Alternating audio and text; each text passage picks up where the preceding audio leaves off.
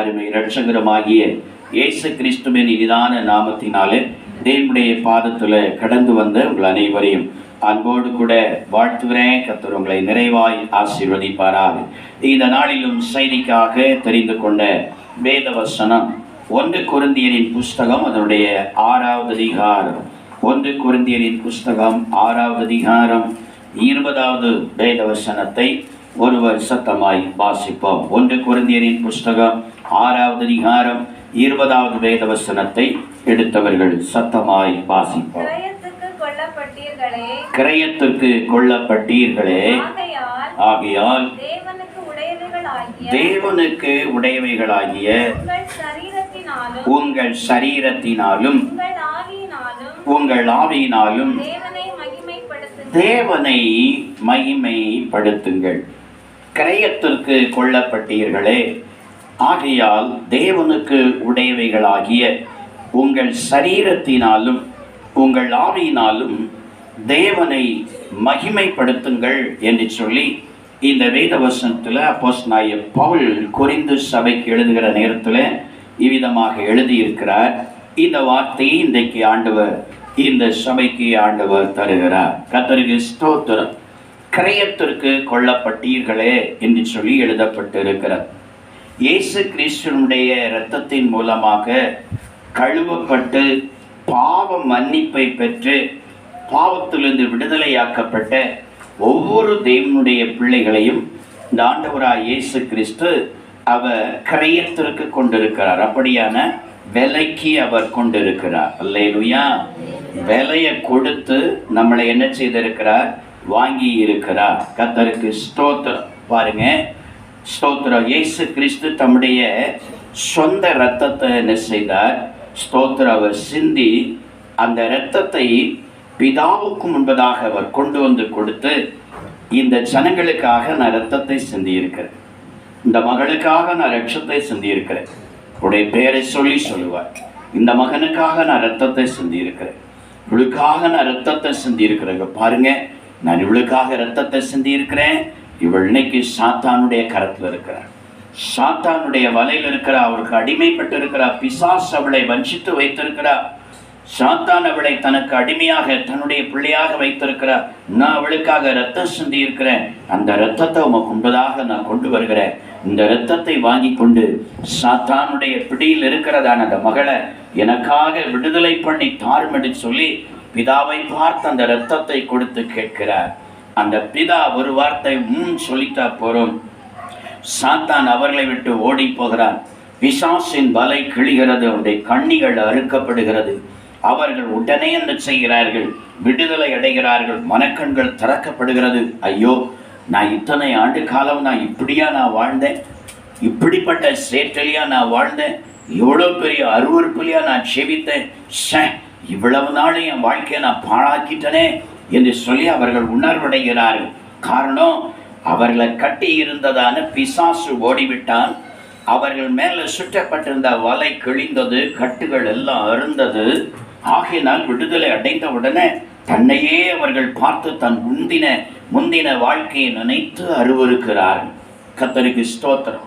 வேதத்திலேயே நான் வாசிக்கிறோம், லேகியோனுடைய ஆவி பிடித்ததான அந்த பிசாசு பிடித்திருக்கிற மனுஷனை பாருங்க, அந்த ஆவியை இயேசு கிறிஸ்து அது துரத்தின உடன் தானே அந்த மனுஷன் அப்படியே உடனே நினைச்சான், இத்தனை வருஷமா நான் அந்த வஸ்திரம் இல்லாமலா இருந்தேன், இத்தனை வருஷம் நான் இப்படி நிர்வாணமா வாழ்ந்தேன், எவ்வளோ அருவருப்பா செபித்திருக்கிறேன், எவ்வளவு அசுத்தமா நான் செபித்திருக்கிறேன் என்று சொல்லி அருவருத்து ஓடி போய் என்ன செய்தானா? அவன் வஸ்திரத்தை தேடி எடுத்து வஸ்திரத்தை தான் அவன் உடுத்தானா. இல்லையா? அந்த பிசாசு அவனை விட்டு போன பொழுது அவனுடைய புத்தி தெளிந்து இயேசுவின் பாதத்தில் இருந்தானாம். அல்லேலூயா, அல்லேலூயா. கர்த்தருக்கு ஸ்தோத்திரம். இன்றைக்கும் அந்த பிசாசின் கரத்திலிருந்து விடுதலையாக்கப்பட்டு யார் யாருடைய புத்தி தெளிந்ததோ, புத்தி தெளிந்தவர்கள் இயேசுவின் பாதத்தில் இருக்கிறீர்கள். அல்லேலூயா. புத்தி இன்னும் தெளியாதவர்கள், இன்னும் பிசாசின் வலையில அடிக்கடி வந்து போவதற்கு இடம் கொடுக்கிறவர்கள் இன்னும் சுத்திக்கிட்டே தான் திரிகிறாங்க. சிலர் வீடுகளில் கிடக்கிறாங்க, சில வேலையை போயிடறாங்க, இன்னும் சுத்திட்டு திரிகிறாங்க. அதற்கு அர்த்தம் என்ன? இன்னும் அந்த வலை சரியா கிளியல்ல. அல்லேலூயா. இன்னும் அந்த கயிறு சரியா அறுக்கப்படலை, இன்னும் அவருடைய புத்தி சரியாக தெளியவில்லை. தெளியாததுனால்தான் கரங்கி கொண்டவர்கள் தெரிகிறார். அதான் வேத வசனம், சத்தியம் அதுதான். கர்த்தருக்கு ஸ்தோத்திரம். இளையகுமாரனும் புத்தி தெளிந்த வேலையில தான் அவன் தகப்பன் வீட்டை நோக்கி அவன் திரும்ப வந்தான் என்று சொல்லி கர்த்தருடைய வேதம் சொல்லுகிறது. என்ன பாஸ்டர் இப்படி சொல்றாரு, வராதவங்களை பார்த்து புத்தி தெளியலன்னு சொல்றாரு அப்படின்னு சொன்னா சத்தியத்தை சொல்லுகிறேன், இதுதான் சத்தியம். அல்லேலூயா. அந்த மனுஷன் பிசாசு துரத்தப்பட்ட பொழுது புத்தி தெளிந்து அவன் இயேசுவின் பாதத்துல இருந்தானாம். அல்லேலூயா. இதே போலதான் நான் ஒவ்வொருடைய வாழ்க்கையும் கூட இயேசு கிறிஸ்து, நான் ஒரு காலத்துல பிசாசுக்கு அடிமையாயிருந்தோம், அவனுடைய வலையில நாம் சிக்கப்பட்டு இருந்தோம், அவனுடைய கண்ணியில நாம் அகப்பட்டு இருந்தோம். அவன் எதையெல்லாம் நம்மை கொண்டு செய்யணும்னு நினைத்தானோ அத்தனையும் நம்மை கொண்டு இந்த பூமியில் அவன் செய்து நிறைவேற்றினான். ஆனால் இயேசுவோ நமக்காக கல்வாரி சிலுவையில் அவர் இரத்தத்தை சிந்தினபடினால அந்த இரத்தத்தை கொண்டு போய் பிதாவினிடத்துல காண்பித்து பரிந்து நமக்காக நம்ம பேரை சொல்லி நமக்காக பிதாவினிடத்துல பரிந்து பேசி இந்த இரத்தத்தை இந்த மகனுக்காக நான் சிந்தி இருக்கிறேன்னு சொன்னதுனால சிந்தி, ஆண்டவரே இந்த இரத்தத்தை வாங்கி கொண்டு எப்படியாயிலும் இந்த மகனை எனக்கு விடுதலையாக்கி தாரு, இந்த மகன் எனக்கு வேணும், இந்த மகா எனக்கு வேணும்னு சொல்லி அவரை நோக்கி விண்ணப்பம் பண்ணினால கெஞ்சினால தான் இன்றைக்கு நாம் விடுதலையாக்கப்பட்டவர்களாக இருக்கிறோம். அல்லேலூயா, அல்லேலூயா. கர்த்தருக்கு ஸ்தோத்திரம். ஆகினால நாம் ஒவ்வொருவருமே கரையம் கொடுத்து வாங்கப்பட்டு இருக்கிறோம். இரத்த கரையம் கொடுத்து, இரத்த விலையை கர்த்தர் கொடுத்துதான் இயேசு நம்மை விலைக்கு வாங்கி இருக்கிறார். ஆனா விலைக்கு வாங்கின நம்மை, அவர் சாத்தானுக்கு அடிமையாயிருந்த நம்மை அவன் கரத்திலிருந்து விடுதலை வாங்கினவர், விடுதலை வாங்கி தந்தவர் தனக்கு அடிமையாக அவர் வைத்துக் கொள்ளவில்லை. அல்லேலூயா. இந்த ஸ்தோத்திரம், சாத்தானுடைய வலையிலிருந்து நம்மை விடுதலையாக்கினவர் நம்மை இந்த பூமியில நம்மைய சுயாதீனத்திற்கு நம்மை விடுதலையாக்கி இருக்கிறார். அல்லேலூயா. நாம் இஷ்டப்படி என்ன செய்யலாம், சுயாதீனமாய் வாழலாம் என்று சொல்லி விடுதலையாக்கி இருக்கிறார். ஆகையினால எனக்கு விடுதலை கிடைச்சிட்டு எனக்கு சுயாதீனம் இருக்கிறது, என் மனம் போன போக்கில எப்படியும் வாழலாம் என்று சொல்லி நான் வாழ்ந்தால் அந்த விலை கொடுத்து வாங்கி விடுதலையாக்கினவர் கட்டாயம் நம்முடைய வாழ்க்கையில நம்மை எண்ணி அவர் துக்கப்படுவார். அவர் துக்கப்பட்டுட்டா, அவர் நம்மளை விட்டு விலகிட்டா மறுபடியும் அந்த சாத்தானுடைய வலையில நாம் அகப்பட்டு கொள்ளுவோம். ஆகையினாலதான் அப்படி அவனுடைய வலையில திரும்ப நாம் அகப்படாமல் கடைசி பரியந்தமும் நாம் இயேசுவுக்காக ஜீவிக்க வேண்டுமானால் இயேசுவும் கடைசி பரியந்தமும் நம்முடைய வாழ்க்கையில நம்மோடு கூட இருந்து முடிவில் நம்மை பரலோக ராஜ்யத்துல அவர் அண்டையில் அவர் கூட்டி சேர்க்க வேண்டுமானால் இந்த வேத வசனத்துல சொல்லப்பட்டிருக்கிறது, அவர் விலை கொடுத்து வாங்கின இந்த சரீரத்தினாலும் ஆவியினாலும் தேவனை நீங்க மகிமைப்படுத்துங்கள் என்று சொல்கிறார். அல்லேலூயா, அல்லேலூயா. ஸ்தோத்திரம். ஆவியில மகிமைப்படுத்துகிறவர்கள் அநேகர் இருக்கிறார்கள். சிலர் ஆவியிலையும் இப்போ மகிமைப்படுத்தல, சும்மா ஒரு பொம்மையை போல தான் இருக்கிறாங்க. ஆலய ஆராதனையிலும் சிலர் பொம்மையை போல இருந்து அப்படியே தான் இருக்கிறாங்க. அவர்கள் ஆவியில நிரம்பல, அவருடைய வாயில அந்நிய வாசை வரல, உள்ளுக்குள்ள இருக்கிற மனக்கவலையோ பாரமோ தெரியல, அல்லது ஆவிக்குரிய ஜீவிதத்தின் பின்மாற்றமோ, அல்லது ஆண்டோடைய சமூகத்தில் கொஞ்சம் கொஞ்சமா விலகிட்டு இருக்கிறாங்களோ என்னவோ தெரியல. அல்லேலூயா. இந்த ரெண்டு காரியத்தினால தான் அவர்களால, அபிஷேகம் பெற்றவர்களால ஆவியில நிரம்ப முடியாது. ஒன்னி மன பாரங்கள் அழுத்துகிற நேரத்துல ஸ்தோத்திரம் அவர்களால் நிரம்ப முடியாது. ஆனால் பரிசுத்தாய் உள்ள இருக்கிற நேரத்துல உந்தி தள்ளுவார். அல்லேலூயா. சிலர் அவருடைய ஜீவியத்துல கொஞ்சம் கொஞ்சமாக பின்மாற்றங்கள் வருகிற நேரத்துல தாவியில நிரம்புகிறது, அந்நிய பாஷை பேசுகிறது, ஸ்தோத்திரம் பண்ணுகிறது, கை தட்டுகிறது, இதெல்லாம் குறைஞ்சிக்கு அப்படியே ஸ்லோவா வந்துகிட்டே இருக்கும். அல்லேலூயா. கர்த்தருக்கு ஸ்தோத்திரம். நம்முடைய வாழ்க்கையில அப்படி வரக்கூடாது. இன்னும் பலர் நீங்க என்ன செய்கிறீங்க, ஆவியில ஆண்டவரை மகிமைப்படுத்துகிறீங்க. ஆவியில் ஆண்டவரை துதித்து மகிமைப்படுத்துகிறீங்க, ஸ்தோத்திரம் பண்ணி மகிமைப்படுத்துகிறீங்க. ஆவியில் ஜெபம் பண்ணி அந்நிய பாஷைகளை பேசி கர்த்தருடைய நாமத்தை நீங்கள் மகிமைப்படுத்துகிறீங்க. ஆவியில் ஆண்டவரை பாடி துதித்து கர்த்தர் என்ன செய்கிறீங்க, நீங்கள் மகிமைப்படுத்துகிறீங்க. சிலர் ஆண்டவரை பாடி துதித்து மகிமைப்படுத்துகிறதை விட்டு விட்டார்கள். பிரசங்கம் மட்டும் கேட்கும்படியாகத்தான் இருக்கிறீங்க. கர்த்தருக்கு ஸ்தோத்திரம். இதெல்லாம் நம்முடைய ஜீவியத்தில் மாறணும். இங்கே வேதத்தை நான் வாசித்து பார்க்கும் பொழுது பாருங்க, ஆவியில மகிமைப்படுத்திடலாம், அநேகர் ஆவியில மகிமைப்படுத்திடுறாங்க. ஆனால் பாருங்க, ஸ்தோத்திரம், இந்த வார்த்தையில நான் வாசிக்கும் பொழுது உங்க சரீரத்தாலும் நீங்க என்ன செய்யணும்னா தேவனை மகிமைப்படுத்தணும். அவர் இந்த சரீரத்தை இரத்தம் கொடுத்து வாங்கி இருக்கிறார், விலை கொடுத்து வாங்கி இருக்கிறார். ஆகையினால இந்த சரீரத்தினாலும் நாம் தேவனை மகிமைப்படுத்த வேண்டும் என்று சொல்கிறார். அல்லேலூயா, அல்லேலூயா, கர்த்தருக்கு ஸ்தோத்திரம். ஏன் இந்த சரீரத்தினால நாம் தேவனை மகிமைப்படுத்த வேண்டும்? வேதம் என்ன சொல்லுகிறது? வேகமாய் சில வார்த்தைகளை இந்த நாளில நாம் தியானிக்க போகிறோம். ஸ்தோத்திரம். அதே 1 கொரிந்தியரின் புஸ்தகம் 6வது அதிகாரம் 19வது வேத வசனத்தை ஒரு வருஷத்தமாய் வாசிப்போம். 1 கொரிந்தியரின் புஸ்தகம் 6வது அதிகாரம் 19வது வேத வசனத்தை ஒரு வருஷத்தமாய் வாசிப்போம். உங்கள் சரீரமானது நீங்கள் தேவனாலே பெற்று உங்களில் தங்கியும் இருக்கிற பரிசுத்த ஆவியினுடைய ஆலயமாய் இருக்கிறதென்றும் நீங்கள் உங்களுடையவர்கள் அல்லவென்றும் அறியீர்களா என்று சொல்லி இந்த வேத வசனத்துல நான் வாசிக்கிறோம். உங்கள் சரீரமானது நீங்கள் தேவனாலே பெற்றும் உங்களில் தங்கியும் இருக்கிற பரிசுத்த ஆவியினுடைய ஆலயமாய் இருக்கிறதாம். அல்லேலூயா. இந்த சரீரம் தேவனாலே பெற்று பரிசுத்த ஆவியானவர் நமக்குள்ளே வந்து தங்கி இருக்கிறபடினால் இது பரிசுத்த ஆவியானவருடைய தேவனுடைய ஆலயமாக இந்த சரீரம் இருக்கிறதாம். அல்லேலூயா.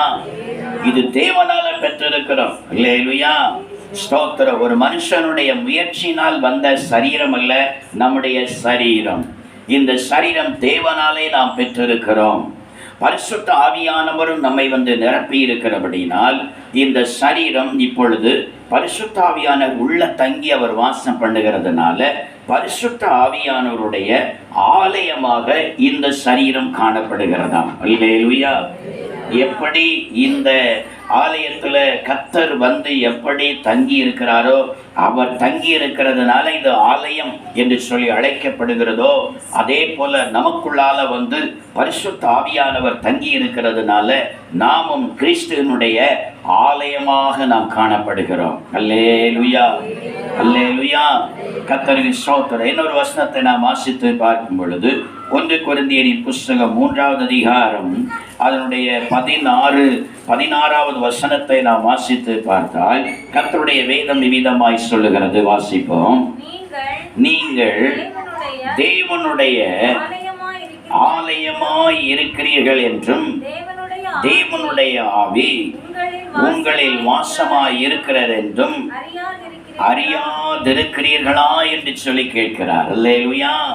நீங்கள் தேவனுடைய ஆலயமாய் இருக்கிறீர்கள் என்றும் தேவனுடைய ஆவி உங்களில் வாசமாய் இருக்கிறார் என்றும் நீங்கள் அறியாதிருக்கிறீர்களா என்று சொல்லி கேட்கிறார். அல்லேலூயா. நாம் ஒவ்வொருவரும் தேவனுடைய ஆலயமாய் நாம் காணப்படுகிறோம். நம்முடைய சரீரங்கள் தேவனுடைய ஆலயமாய் காணப்படுகிறது. ஆகையினால் இந்த சரீரத்தினால நாம் தேவனை நாம் மகிமைப்படுத்தணும். இந்த சரீரத்தினால நாம் தேவனை மகிமைப்படுத்தாமல் இருந்தால் இந்த சரீரத்தை ஒரு மனுஷன் மகிமைப்படுத்துவதற்கு பதிலாக தேவன் மகிமைப்படும்படியா இந்த சரீரத்தில் செயல்படுவதற்கு பதிலாக இந்த சரீரத்தை விடுதலையாக்கின பிற்பாடு பிசாசை மகிமைப்படுத்தும்படியாக நம்முடைய வாழ்க்கையில செயல்பட்டால் ஆண்டவர் அதையும் கூட அவர் எச்சரிக்கிறார். 17வது வசனத்தை நாம் வாசித்து பார்க்கும் பொழுது, ஒருவன் தேவனுடைய ஆலயத்தை கெடுத்தால் அவனை தேவன் கெடுப்பார். தேவனுடைய ஆலயம் பரிசுத்தமாய் இருக்கிறது, நீங்களே அந்த ஆலயம் என்று சொல்லுகிறார். அல்லேலூயா, அல்லேலூயா. இந்த தேவனுடைய ஆலயத்தை நாம் நம்முடைய வாழ்க்கையில கெடுத்தால் பாருங்க, அந்த மனுஷனையே தேவன் என்ன செய்துடுவாரா, அவர் கெடுத்து போடுவேன் அப்படி என்று சொல்லி எச்சரிக்கிறார். அல்லேலூயா.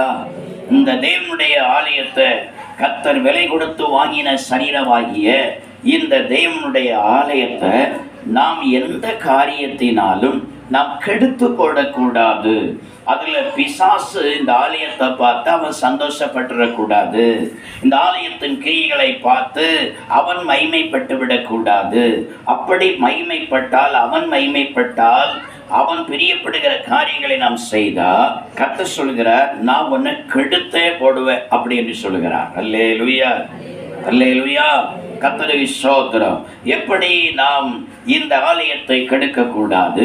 வேதத்தை நாம் வாசித்து பார்க்கும் பொழுது 1 கொரிந்தியரின் புஸ்தகம் 6வது அதிகாரம், 1 கொரிந்தியரின் புஸ்தகம் 6வது அதிகாரம் 12வது வசனத்தை நாம் வாசித்து பார்க்கும் பொழுது இங்கே அப்போஸ்தலனாகிய பவுல் இந்த வார்த்தையை விதமாய் சொல்கிறார். வாசிப்போம்.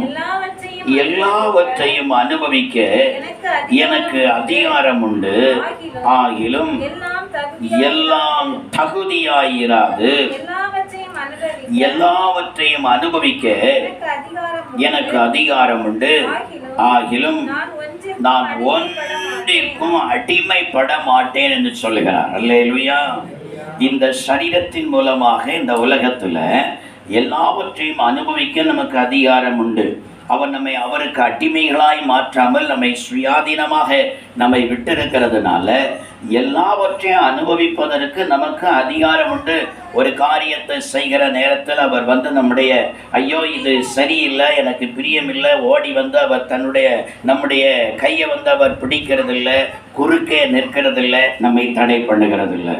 அல்லேலூயா, அல்லேலூயா.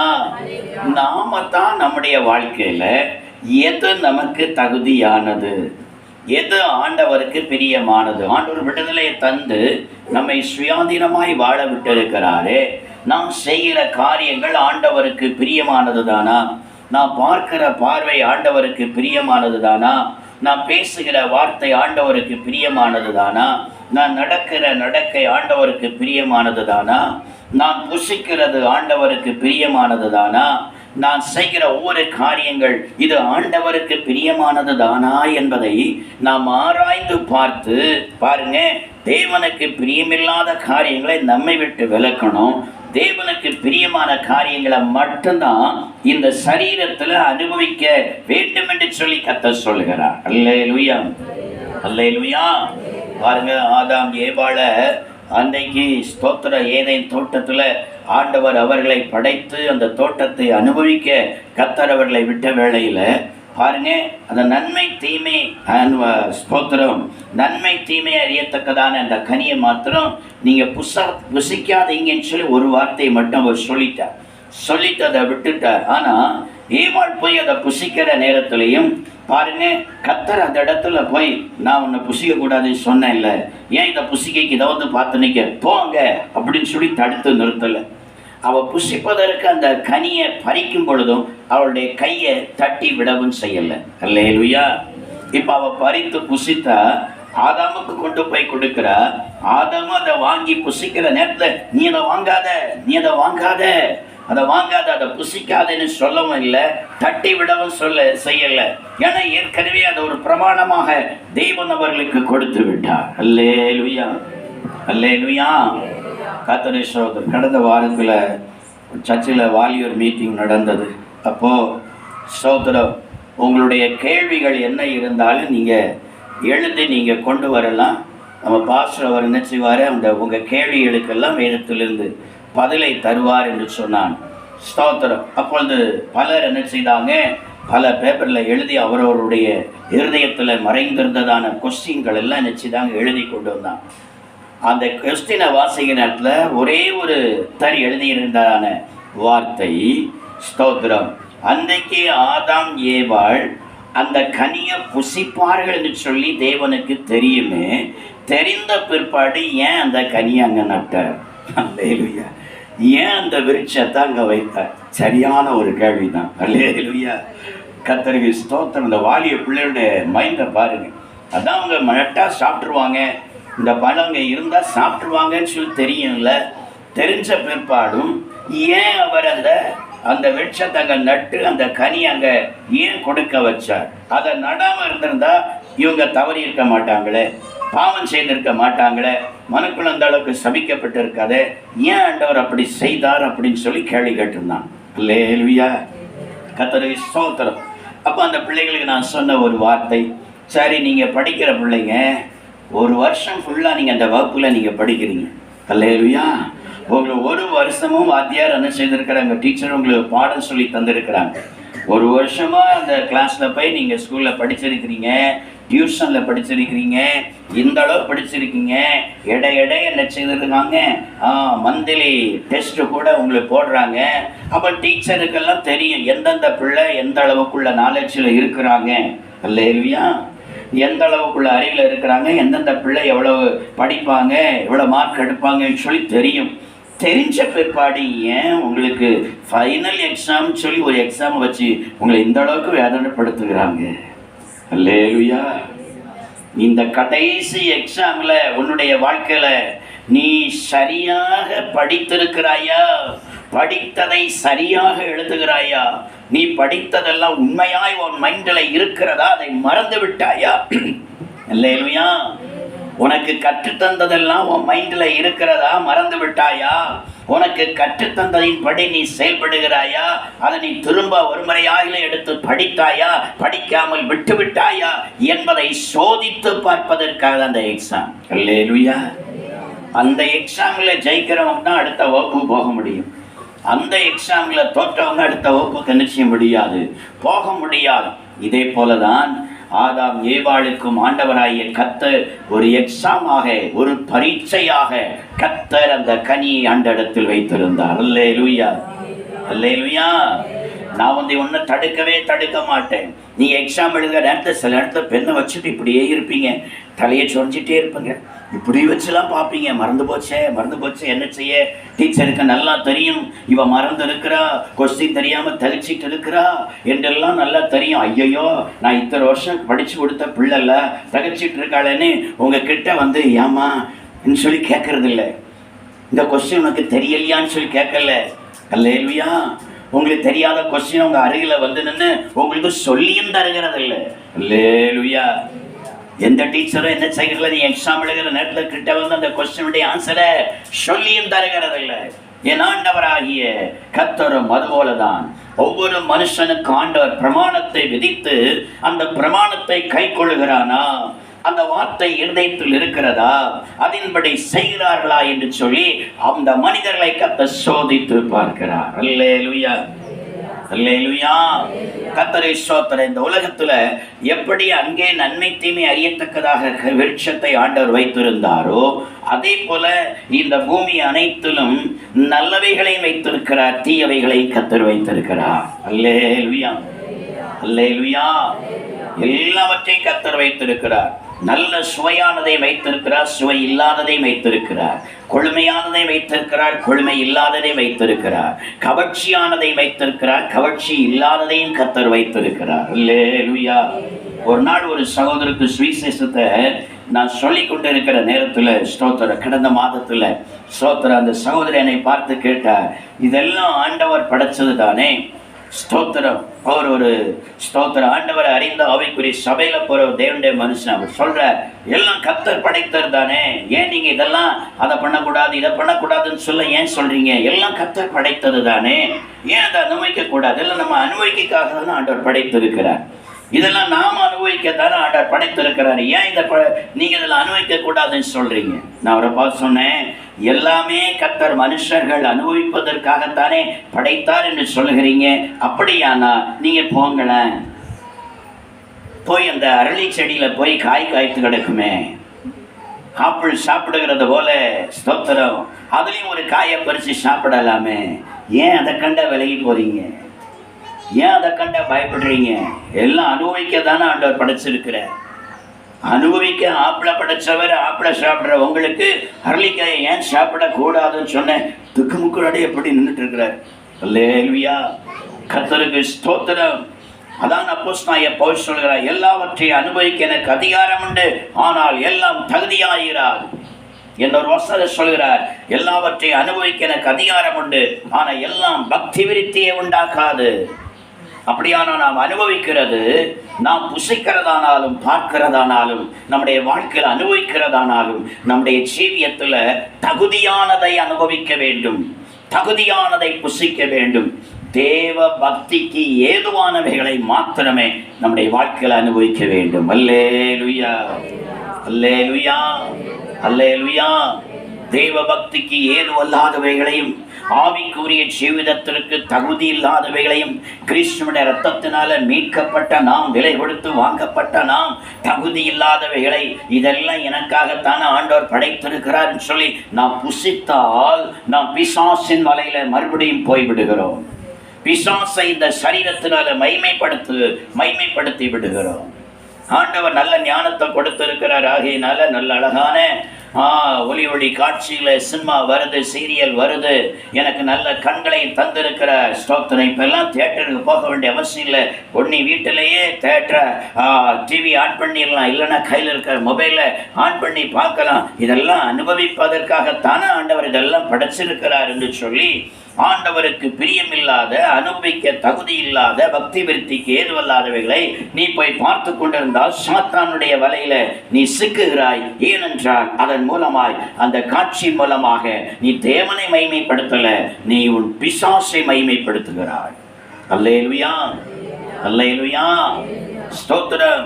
ஆண்டவர் எல்லாம் அனுபவிக்க தானே படைச்சிருக்கிறார். தேவன் படைத்தவைகள் தானே. இந்த வெத்தலை கொடி அழகாக படந்து நிற்குது. அல்லேலூயா. வெத்தலை கொடி அழகாக படந்து நிற்குது. பாக்கு மரத்தில் அழகாக பாக்கு காய்ச்சி கிடக்கு. ஆண்டவர் அனுபவிக்க படைத்திருக்கிறார். போயில செடியில போயில அழகா இருக்குது. ஆண்டவர் அனுபவிக்க படைத்திருக்கிறான்னு சொல்லி மூணையும் சேர்த்து ஒன்னா அதில் சுண்ணாம்பையும் தடவி நீ வாயில போட்டு நீ உன்னுடைய வாழ்க்கையில அதை உதப்புகிற நேரத்தில், சவைக்கிற நேரத்தில் நீ பரிசுத்தாவியானவரை துக்கப்படுத்துகிறாய். உன் சரீரத்தினாலே நீ தேவனை மகிமைப்படுத்துவதற்கு பதிலாக அவரை துக்கப்படுத்துகிறாய். அல்லேலூயா. அதெல்லாம் ஒவ்வொரு மருத்துவத்திற்காக பயன்படுகிறது. அல்லேலூயா. பெட்டில் அநேக பாருங்க, சரீரத்தில் இருக்கிற சில வியாதிக்கு அதை என்ன செய்கிறாங்க, வெற்றிலையை போட்டு அதை காய்ச்சி என்ன செய்கிறாங்க, குடிக்கிறாங்க. சுக்கு, வெற்றிலை இதெல்லாம் போட்டு காய்ச்சி குடிக்கிறாங்க. கர்த்தருக்கு ஸ்தோத்திரம். சில காரியத்துக்கு மருத்துவத்துக்கு பயன்படுகிறது. உன்னுடைய வாழ்க்கையில் அதை என்னைக்கும் போட்டு அதை ஒன்னா சேர்த்து போட்டு சுண்ணாமையின் தடவி ஆண்டவர் இதெல்லாம் அனுபவிக்க படைச்சிருக்கான்னு சொல்லி நீ சாப்பிட்டுட்டு இருப்பியன்னா உன் பல்லு சீக்கிரத்தை நாசமா போயிடும். இல்லையா? உன் பல்லு சீக்கிரத்தை நாசமா போயிடும். அதே நேரத்தில் அது உள்ள போய் உறைஞ்சி உறைஞ்சி உறைஞ்சி உறைஞ்சி உறைஞ்சி மரணத்துக்கு எதுவான வியாதியை உண்டாக்கும். அல்லேலூயா. கர்த்தருக்கு ஸ்தோத்திரம். ஆண்டவர் எல்லாம் அனுபவிக்க படைச்சிருக்கிறார். ஆகியனால ஸ்தோத்திரம். ஏன் சிகரெட்டு நாம் இழுக்கக்கூடாது? ஆண்டவர் எல்லாம் அனுபவிக்க படைச்சிருக்கிறார். ஏன் நம்ம பீடி குடிக்க கூடாது? அல்லேலூயா. கர்த்தருக்கு ஸ்தோத்திரம். பாருங்க, என் பிள்ளைகள் வளர்ந்து பீடி குடிப்பாங்க, சிகரெட் எல்லாம் குடிப்பாங்க. அவர்களுக்கெல்லாம் புகை போகணும், மேலேருந்து கீழே ஊதி விடுறது அவங்களுக்கு கஷ்டமா இருக்கும். ஆகையினால ஸ்தோத்திரம்.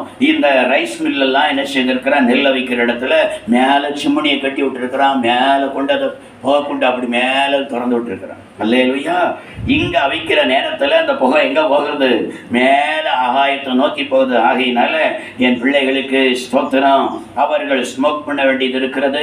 நான் அனுபவிப்பதற்காக படைத்திருக்கிறேன்னு சொல்லி அவர்கள் சிகரெட்டை பீடியெல்லாம் அனுபவிக்கொண்டிருக்கு. புகை நிறைய வர வேண்டியது இருக்குது. ஆகையினால இந்த மூக்கை என்ன செய்திருப்போம், இது இப்படி திருப்பி வைப்போன்னு சொல்லி வைத்ததில்லை, தலையிலையும் வச்சு இப்படி பார்த்து சிம்முனி வச்சது போல வைக்கல. அல்லேலூயா, அல்லேலூயா, அல்லேலூயா. பாருங்க, அந்த மூக்கை கமத்தி வச்சு அந்த மூக்குக்குள்ளேயும் அநேக மயிரை வைத்து தேவையில்லாத தூசு கூட உள்ள போகக்கூடாது. ஏன்னா அது தேவனுடைய ஆலயம். அல்லேலூயா.